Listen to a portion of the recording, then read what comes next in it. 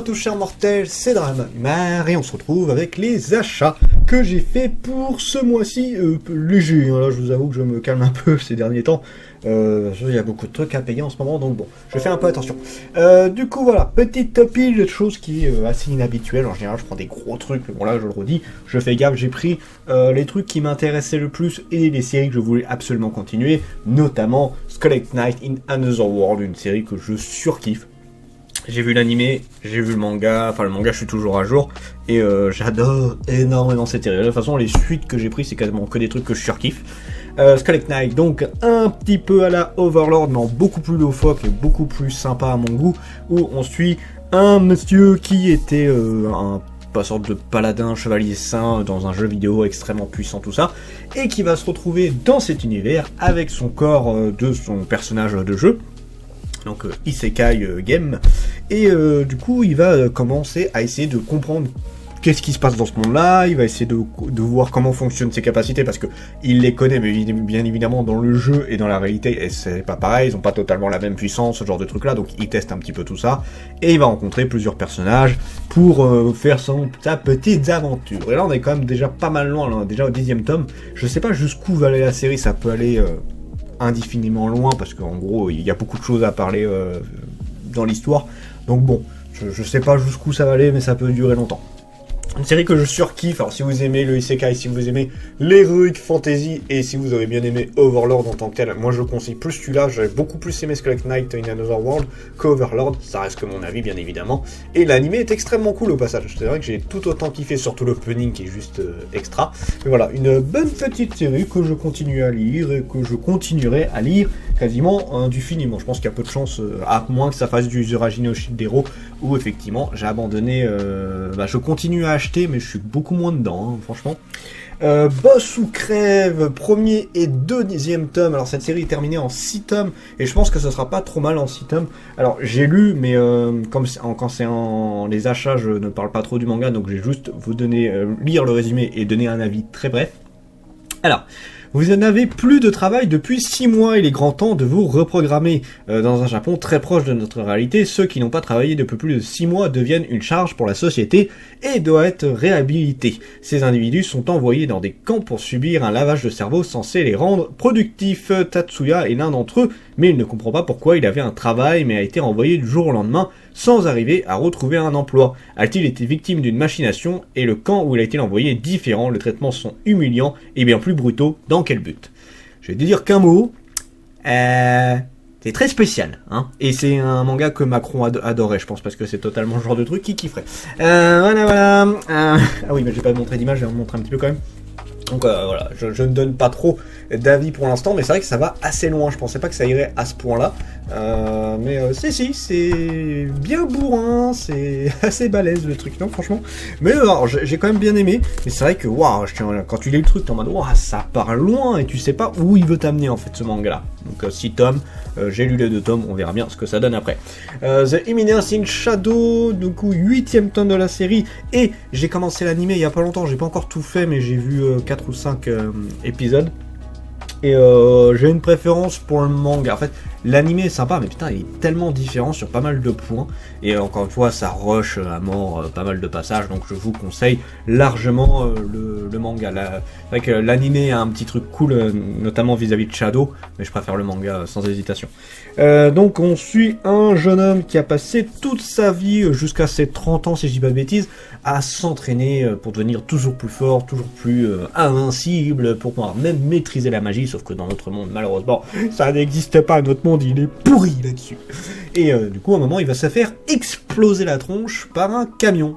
Hein, le truc classique du Isekai, et il va revenir dans un autre monde où il va s'incarner dans un petit garçon, et il va pouvoir réaliser l'un de ses plus grands rêves, parce que toute cette invincibilité qu'il voulait dans notre monde, c'était pour un objectif ultime, devenir le plus grand de tous les vilains mystérieux. Ouais, en gros, lui, les gamins, souvent, c'est les héros, tout ça qui kiffent. Lui, c'est souvent, c'est plus le côté maléfique, voilà, les vilains charismatiques, vraiment en mode, c'est avec le masque, tout en noir, vraiment très énigmatique, plein de mystères, tout ça. Lui, c'est ça son gros délire. Et il a toujours voulu en être un, jouer un scénario vis-à-vis de ça, et là du coup il en profite pour créer un scénario avec cette fois-ci avec de la magie, avec toute une vraie puissance et tout, et c'est extrêmement cool, et c'est un manga qui mélange humour et sérieux, et en fait c'est ça qui est sympa, c'est vraiment tout ce qui se passe dans le monde est extrêmement sérieux, mais lui il est complètement dans ses délires, et du coup ça tranche complètement avec ce qui se passe, et c'est extrêmement drôle. Je surkiffe cette série, je la conseille fortement. Genesis, voilà encore une fois une série que j'apprécie énormément, alors notamment parce que c'est dans le même style que Cage of Eden, une série que je surkiffe, que je vous conseille, que j'ai vraiment adoré, et là on est un peu dans la même idée, où on a du coup plusieurs étudiants en fac, tout ça, qui étaient partis en voyage pour se promener, se détendre, faire de l'exploration, etc., qui vont tomber sur une grotte, et la grotte va les amener dans une autre ère, à l'ère des hommes de Cro-Magnon. Et du coup, ils vont devoir réussir à survivre dans cette époque bien plus dure que la nôtre, où la mort est présente absolument partout.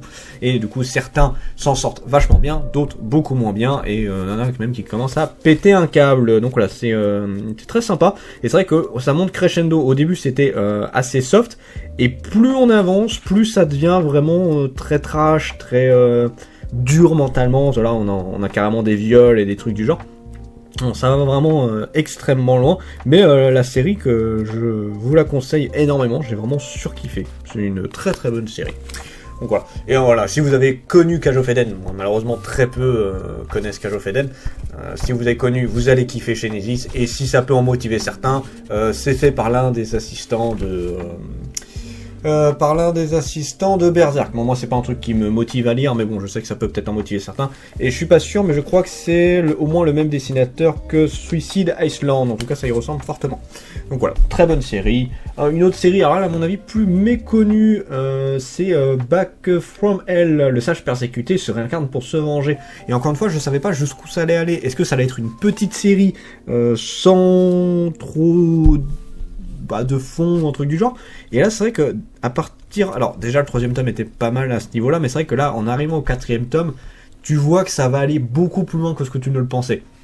En gros, on suit une héroïne et un sage qui ont combattu le roi des démons et qui ont sauvé le monde, mais en revenant, ils se sont fait trahir par le royaume qui leur a dit « Ah non, vous êtes trop puissant, du coup on va vous buter, comme ça on risque rien, et de toute façon le monde il est en paix, donc on risque plus rien, mais au moins il y aura personne de plus puissant que nous. » Chose qui, du coup, ils ont fait en les butant, en les envoyant dans un fossé rempli de bestioles et de miasmes, donc ultra dangereux pour les humains.